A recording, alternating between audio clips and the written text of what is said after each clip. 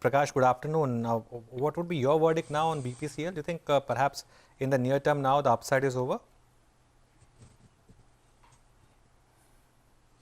Yeah, possibly, Anuj. The news flow is not very encouraging. I mean, it's at best tentative. You know what I'm saying? It's like they kind of march ahead with it, show a lot of confidence and conviction that this is going to go through within the timelines that were identified.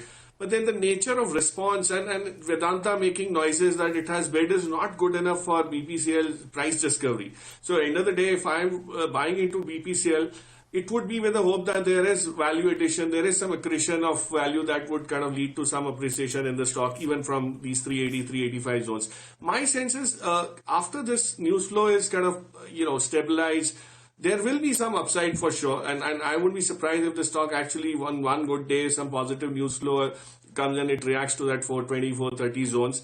But at this point in time, it's offering an opportunity to buy.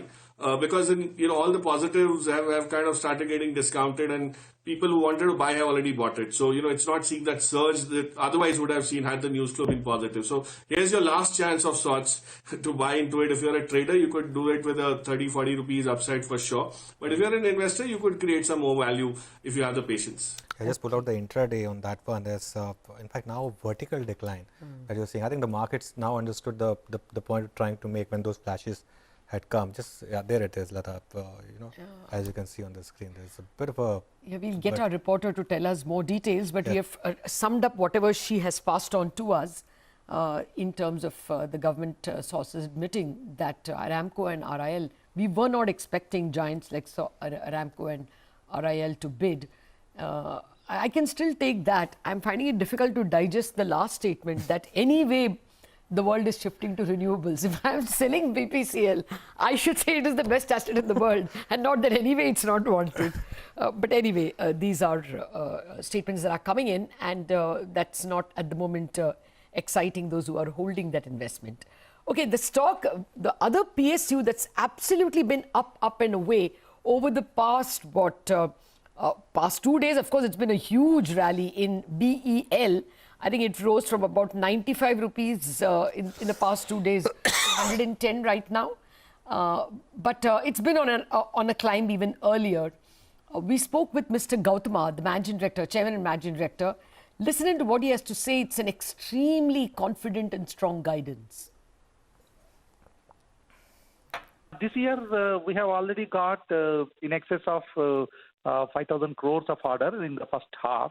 And we are in a very advanced stage of negotiations for another 8 to 9,000 crores. These are all very sure programs, and they are in advanced stage of contract negotiation. And hence, we are quite confident that this year also we will acquire orders in excess of 13,000 crores and more towards 15,000 crores. Now, in the next 2 to 3 years, we are expecting a double-digit growth in terms of top line, and also maintaining the EBITDA margins in around 20 plus minus 1%. So this is our future guidance. Before we take a quick thoughts on BEL, Prakash? I think the management commentary was probably just the right trigger for this stock, which has been languishing. I mean, we've seen a lot of activity in the defense pack, Anuj, and this almost kind of stayed off all of that.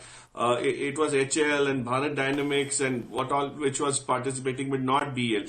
The reason was this capping on margins, which people were worried about last time around when they shared with the street, was probably keeping that restricted kind of that hold position on most of the buy calls that were otherwise likely to come. And I think they've clearly indicated that there is very clear traction, and even if the government is not able to release budgets for them in terms of expansion and growth, they'll probably be borrowing from market this year. And the best part is the government owns 51%, so you don't have this overhang of liquidity where there could be an OFS or something coming through. So from that perspective, I think it does offer great value. It's probably close to its 118 52-week high, hasn't really done much, so there could be some room for another 15-20% of an upside on the back of positive news flow there.